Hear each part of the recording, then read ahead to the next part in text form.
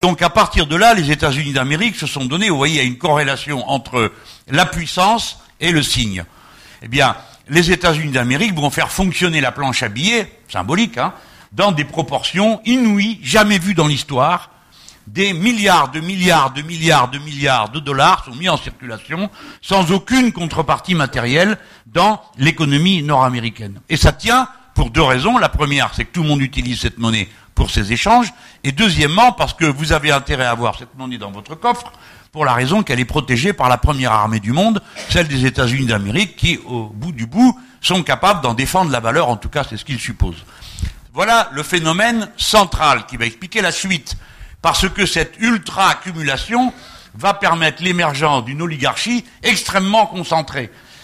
Et, premier élément, donc là nous nous rejoignons sur l'émergence de cette catégorie, c'est-à-dire très peu de monde qui possède à peu près tout.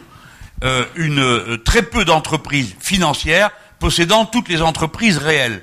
Et le capitalisme financier est financiarisé, soumettant tous les autres compartiments du capitalisme et des activités humaines à la norme de l'accumulation financière ultime, transformant tout en marchandises, tout en signes, tout en équivalent. Bref, ça c'est le processus que tu appelles oligarchisation, qui est un résultat historique, mais qui a comme conséquence un point qui pour nous est très important dans l'action politique, c'est ce que Smous-Ebadi avait appelé le retournement du monde. Autrefois, la société mondiale était une société internationale. Les nations se sont instituées au XVIIIe siècle, à la suite de la grande révolution de 89, les nations se constituent, et l'ordre international résulte d'une relation contractuelle entre des nations. Le capitalisme financiarisé retourne le monde. C'est-à-dire que la nation devient la prison des peuples, tandis que lui est libre de circuler d'un endroit à l'autre et d'opposer les peuples entre eux. Si bien que c'est un retournement de la démocratie qui a son origine dans le processus d'oligarchisation, pas seulement dans la volonté d'hégémonie des oligarques, je vais maintenant y venir, mais dans le mécanisme même qui produit l'oligarchie et qui va constituer cette énorme bulle financière qui représente 4000 fois chaque jour les échanges réels de marchandises. Hein. Ce sont des proportions absolument astronomiques. Le système bancaire contient une masse de signes sans contrepartie gigantesque. Et encore, c'est la partie qu'on voit qui passe à travers les banques. Et vous savez qu'on a établi des règlements pour que les banques soient moins aventurières.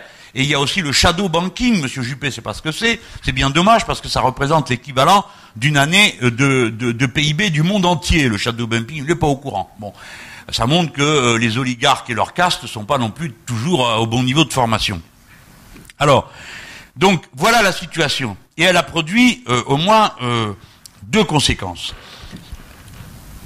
Le marxiste va dire les idées dominantes sont les idées de la classe dominante. Donc la classe dominante impose ces idées comme étant des idées d'évidence naturelles, répondant à des lois de la nature, voilà.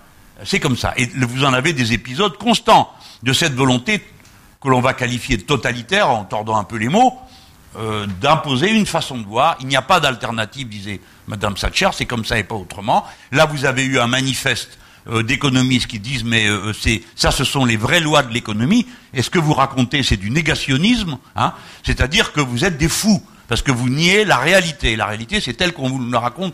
C'est un des modes de domination de la société que d'imposer une idée comme étant une idée évidente. Je rappelle que nous, qui sommes des vrais démocrates, jusqu'au bout, nous pensons qu'il n'y a aucune vérité qui surplombe la société. Hein, aucune vérité. Il n'y a que des contradictions qui la mettent en mouvement. Bref, nous avons donc là les idées dominantes qui se sont imposées et qui fournissent le cadre, mais avec une nouveauté. C'est que le mode d'emploi, le consentement à l'autorité vient à travers toute notre vie quotidienne. Il n'y a pas d'espace, c'est pourquoi ce monde est un monde globalitaire. C'est un monde sans bord. C'est un monde dans lequel il est impossible de penser, d'agir autrement qu'à travers les valeurs dominantes de la classe dominante. Et ces valeurs nous sont injectées avec la totalité des objets que nous consommons. Le mode d'emploi d'un objet est notre mode de pensée. Notre manière de vivre est entièrement structurée par des objets qui portent en eux des qualités particulières. Ils sont périssables, ils sont jetables, il faut sans cesse en changer, ils sont toujours démodés, etc., etc. Je ne veux pas entrer trop dans la description, mais c'est pour dire, ça vous colle. Et après, il y a une stratégie politique. La stratégie politique, ça va consister à mettre en place des cadres politiques dans lesquels l'économie est censée être un sujet non politique, parce que répondant à des lois de la nature. Ça, c'est l'ordolibéralisme. Et le système l'a d'abord testé en Afrique, où on a appliqué les premières politiques d'ajustement structurel. Ce sont ces politiques qu'on a transportées ensuite en Amérique latine, sous la houlette du FMI, qui ont détruit les sociétés latino-américaines. Et c'est elles qu'on a ramenées en Europe, sous la forme la plus achevée, les traités européens, le traité constitutionnel de 2005, le traité budgétaire depuis, etc. Donc ce ne sont pas des traités économiques ni budgétaires, ce sont des traités politiques qui affirment le primat de la domination du capital financier sur tous les compartiments de la vie. Et donc, en partant d'une base, jamais la démocratie ne doit revenir. On a réussi à l'éliminer, on a réussi à l'écarter, on a réussi à la contenir, hein, mais elle ne doit pas revenir. Comment procéder? D'abord, volons les mots. On nous a donc volé tous nos mots, de sorte que nous ne puissions plus penser. C'est le monde d'Orwell. Donc, on appelle gauche une politique de droite, on appelle une politique de paix faire la guerre, etc., etc., etc. Je ne rentre pas dans tous les détails, mais tout le monde comprend l'idée. On nous a volé nos mots, on nous a volé nos symboles, et on nous a volé nos outils, on nous a volé nos représentations symboliques, pour nous empêcher de penser notre opposition. Et c'est pourquoi, quand Chantal dit il y a un moment populiste, on a bien compris de quoi il s'agit, je suis entièrement d'accord avec elle. C'est que tout ce système fonctionne comme un rapt de la souveraineté. Vous vous rappelez que tout à l'heure, j'ai décrit la souveraineté comme l'acte élémentaire de fonctionnement de la société humaine. Peu importe quel est le pouvoir qui est souverain, mais c'est l'idée de la souveraineté qui commande la dynamique de la cohésion des sociétés. Le retournement du monde fait que il n'y a plus de souveraineté, ni des nations, ni des peuples qui les constituent, évidemment. Il n'y a que la souveraineté du capital. Et là, aujourd'hui, vous avez sous vos yeux une démonstration chimiquement pure de cette volonté d'officialiser cette domination.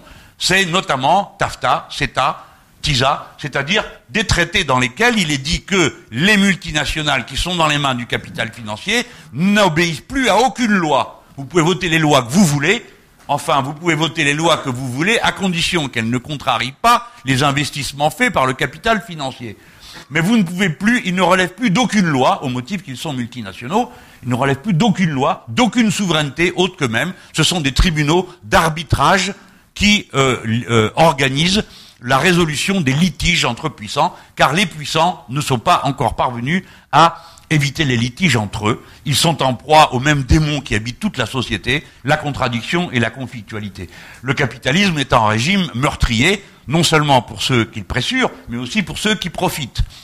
Tout le monde est tout le temps sur la bascule. Et les requins, ces pauvres bêtes ne se massacrent pas autant que les capitalistes, mais entre eux, si, c'est la vieille formule de Marx, hein, ce sont des expropriateurs mutuels.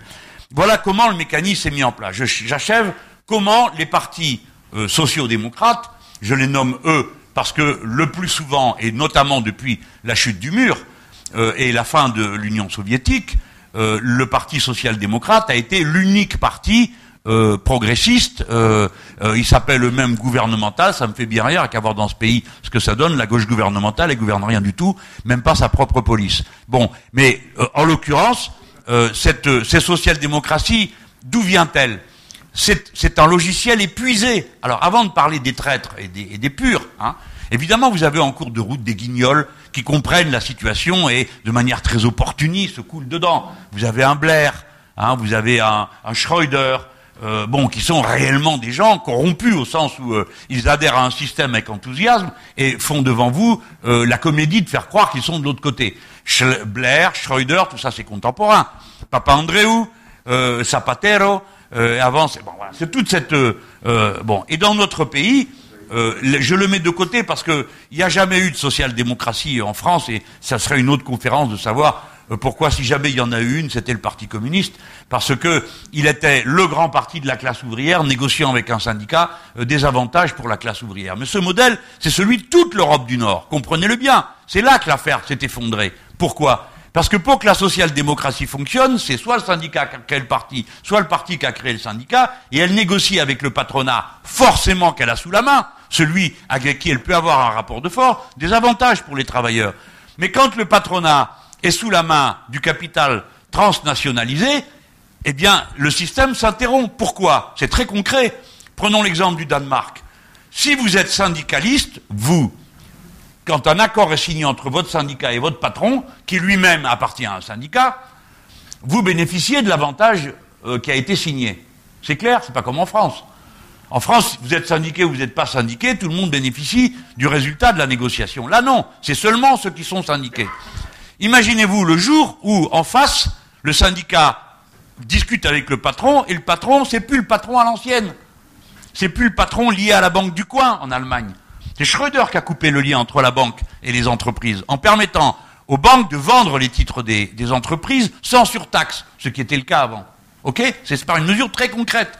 Donc, vous arrivez, vous tombez devant quelqu'un qui dit, écoutez, moi je m'en fous de ce que vous racontez, je signe rien, parce que je suis l'homme d'un fonds de pension, et mon fonds de pension, il signe pas avec vous qu'on diminue ses revenus.